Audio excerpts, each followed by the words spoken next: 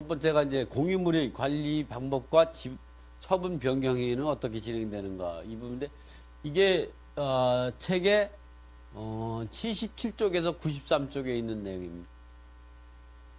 그래서 이제 우리가 이제 공유물이 관리하고 처분 변경의 행위 이렇게 공유물과 같은 경우는 이제 하나의 물건을 갖고 그 한 사람이 소유가 아니라 여러 사람, 두 사람 이상이 소유가 되는 경우를 우리가 공유물이라는데 이런 경우 이제 이 공유 물건이 부동산인 경우라면 등기부에 이제 두 사람 이상이 각 지분별로 공유 등기하고 이럴 때는 이제 그 지분별로 소유자가 되는 거죠. 그래서 공유 지분은 주택 등에서 공유 지분으로 등기되어 있는 경우도 있고 또는 상가도 마찬가지 공장도 이 건물 같은 경우 공유 등기로 등기는 곳 있지만 이 토지에 농지나 임야 등이 공유로 등기된 경우가 있어요. 그래가지고 우리가 주택이나 상가 같은데 이 공유물 중에 공유물이 공동으로 소유 등기되어 있는 거하고 토지에 등기되어 있는 거하고 우리가 권리 분석을 할 때 좀 다르게 해야 되는 부분들이 왜냐면 기본적으로 제가 그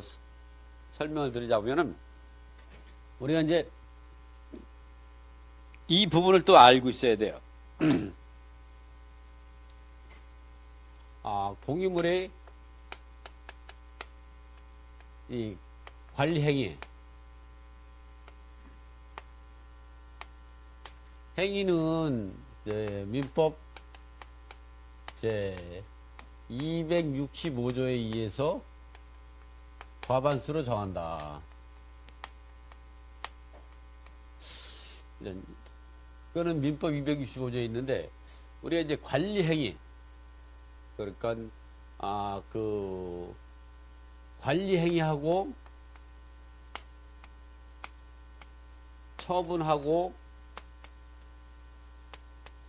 변경 행위를 하는 게 이런 부분이죠. 이런 부분에 따지기 위해서는 먼저 우리가 이 대항력이라는 것에 대해서 좀 알아봐야죠. 대항력. 우리가 이제 보통 대항력이라는 것 관리 행위랑 처분 행위를 논하기 전에 대항력을 보면 우리가 이제 대항력이라는 말은 그 하나의 주택에서 한 사람이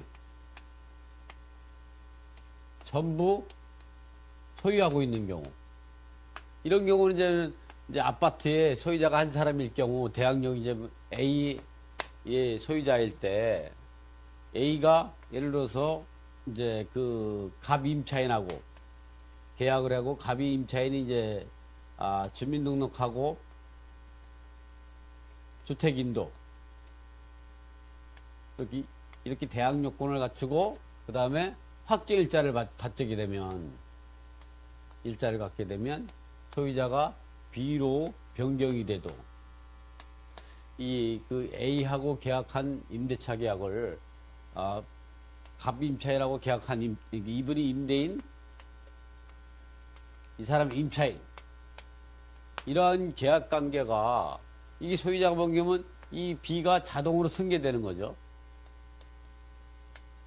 이걸 우리가 대항력이라는 거예요. 계약서 쓴 사람들 당사자 간에 우리가 대항력이라고 표현을 쓰지는 않고 이와 같이 계약서 쓰지 않고 쓴 당사자 간에는 계약의 효력이 생기는 거고 다른 사람한테는 우리가 소유자가 변경됐을 때 그 새로운 소유자에게 당연히 이제 그 승계되는 걸로 대항력이라는데 우리 공유물 같은 경우는 이 소유자가 한 사람이 아니고 두 사람 이상이죠. 그래서 그 두 사람 이상이 소유자와 계약을 했을 때에 그 대항력이 존재하려면 어떻게 돼야 되냐? 반드시 이제 과반수 이상의 지분권자와 계약을 해야 된다. 그래서 이런 경우 보면은 예를 들어서 A가 3분의 2, B가 3분의 1이다. 이럴 때에는 그 A 지분권자하고만 계약하고 B하고 계약을 안 해도 이 임차인은 대항력이 있는 거죠. 그래서 이런 경우는 이제 말소기준 권리 전에 4월 1일 날 갑이 임차인이 대항력권을 갖추고 5월 1일 날 이제 여기 을 건재당이 말소기준 권리인 경우 이럴 때에 이러한 물건이 경매가 들어갔을 때 이 사람은 대항력이 있어서 이 낙찰자, Z 낙찰자는 이걸 인수해야 되는 거죠. 그러나 이게 이런 경우라고 하면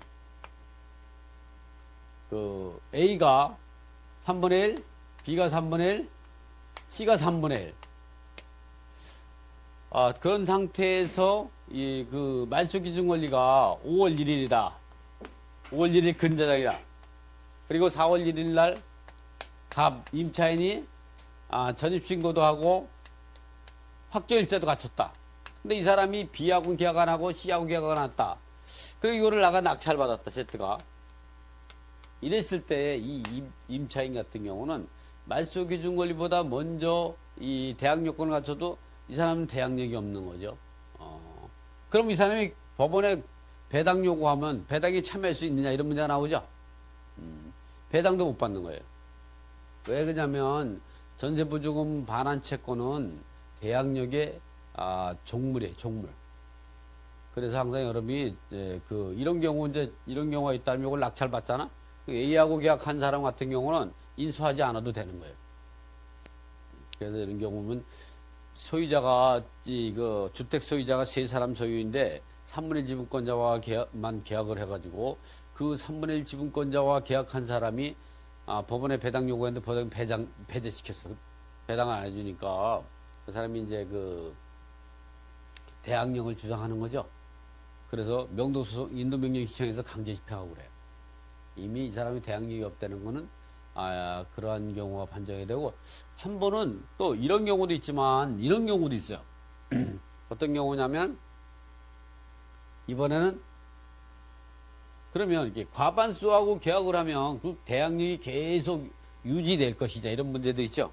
그래가지고 이렇게 이번에는 A가 3분의 2 지분하고 B가 3분의 1 지분 있는 이 아파트가 여기에서 이제 그 A하고 B하고 계약을 한 거예요, 이 사람이. 언제 계냐면 5월 1일 날쯤에 계약을 하고 대항 요건을 갖췄죠. 전입신고도 하고 확정일자도 갖췄는데 여기 4월 1일 날 설정된 근저당권에 의해서 이 근저당은 A 지분에만 있기 때문에 지분 경매가 해가지고 Z가 낙찰받은 거예요. 그런데 임차인이 요 말소기준권리 근저당권자가 전액 배당을 받으니까 임차인이 배당을 못 받겠죠. 이랬을 때 이 낙찰자가 요 임차인을 인수하느냐, 이 임차권이 근저당권에서 소멸되는 건 요 지분에 인수하지 않는 거죠. 또 하나 뭐냐면 이 사람을 낙찰자가 내보낼 수 있느냐, 어떻게 생각해요? 내보낼 수 있을까 없을까? 이 사람을 내보낼 수 있을까 없을까? 에? 예? 이 사람을 내보낼 수 있다고 해가지고 인도명이 시행했더니 인도명이 떨어진 거예요. 그랬더니 이거 임차인이 또 이의를 제기했어요. 그러니까 자기가 과반시장이 지분권자와 계약을 했는데 배당 전세보증을 다 못 받았다. 그래서 주택을 비울 수가 없다. 그래서 인도명 결정에 이의를 제기해가지고 재판이 걸려서 1심에서는 인도명 결정이 맞다. 지분 판결해 준 거예요. 그러니까 또 항소했어요. 왜냐면 결정문에 대해서는 이제 그 항고, 재항고 이래요. 대부분이 재항고. 일반 소송 같은 경우는 항소, 상소가 되거든요. 대부분이 상소가 되고 2심이 상소가 되는데, 이러한 인도명 결정이라든가 지급명령 결정에 대한 이의 같은 경우는 항고, 재항고가 돼요. 그래서 이제 항고를 해가지고 2심에서는 어떻게 했느냐, 대항력이 있다고 판결된 거 이게. 이 판사가 제정신이 아니죠, 판사가. 그래서 내가 이 재항고장을 썼거든요. 대법원에서 이 사람은 대항력 없어서 파기환송했어. 다시 재판하라고. 그래서 내가 살다 보니까 이제 그 대법원 판례도 만들고, 그 책에 있어요, 여러분. 저 지분경매 소유자의 비밀의 책 있죠, 이 책에. 이 책. 응? 이제 이런 책들을 사서 보는데, 이 책을 사는데, 이 책에 사야 되는데 이 책값이 부담이 되고 그러면 어떻게 하겠어요? 안 배우면 되는 거예요. 그거 안 하면 되죠? 그러니까 그렇게 어떤 사람들은 그렇게 뭐냐면 공부를 해라 그러면은 말이야, 공부하기 싫고 편하게 하려고 그래. 그러면 돈도 벌지 말아야지. 밥도 먹지 말아야지. 왜 밥은 먹어? 제때 돼가지고. 삼시세끼 돼가지고. 난 그게 아이러니예요. 응? 일 안 하는 사람은 굶어야 돼요. 그렇지 않아요? 일하는 사람 밥 먹여줘? 그런 부모들도 있죠. 어쨌든 뭐 그거는 그래서 여러분들 이렇게 이거는 그래서 대법원에서 대항력 없다 이 판결 내려서 제가 대법원 이 판결 이 대법원 판례를 이제 판결문을 내가 변호사들한테 안 줬어요. 내가 절친한 변호사들도 얘기 안 했어요. 이건 가르쳐 줄 필요 없죠. 근데 여러분한테만 이 책에다 놓은 거예요. 그냥 보시죠. 판결문, 결정문이 다 나와 있어요. 그래서 여러분이 볼 때는 이렇게 지분 경매에서 과반수 이상의 지분권자에 의해서 말소기 증거 이유 있다면 소멸되면 나머지 있는 이제 그 임차권의 그 계약의 효력은 소수 지분권자와의 계약의 효력이 밖에 안 남아 있죠. 이런 경우는 과반수로 낙찰받은 사람은 관리행위로 인도를 구하는 거죠. 그래서 이제 여기서 보면 우리가 이제 관리행위하고 처분 변경행위가 뭐냐? 관리하고 처분 변경의 관리행위는 이 지분권자가 직접 사용하거나 수익하는 거 이런 경우도 있고 또 지분권자가 직접 사용 수익하는 게 아니라 지분권자가 간접 사용 수익하는 경우가 있죠. 간접 사용하는 경우는 임차인이 사용하는 거죠. 임차인이. 그러니까 이런 경우는 지분권자가 임대인이 되고 임차인과 임대차 계약에 의해서 임대차 계약. 그러니까 임대차 계약을 체결하는 행위하고 또는 이제 체결된 임대차 계약을 갖다가 이제 계약을 갱신할 수 있는 거. 또 계약 갱신 거절할 수 있는 거. 이것이 바로 계약 해지죠. 또 이렇게 불법 사용하는 거를 불법 사용 수익하는 거를 갖다가 사용 수익 배제할 수 있는 거예요. 배제.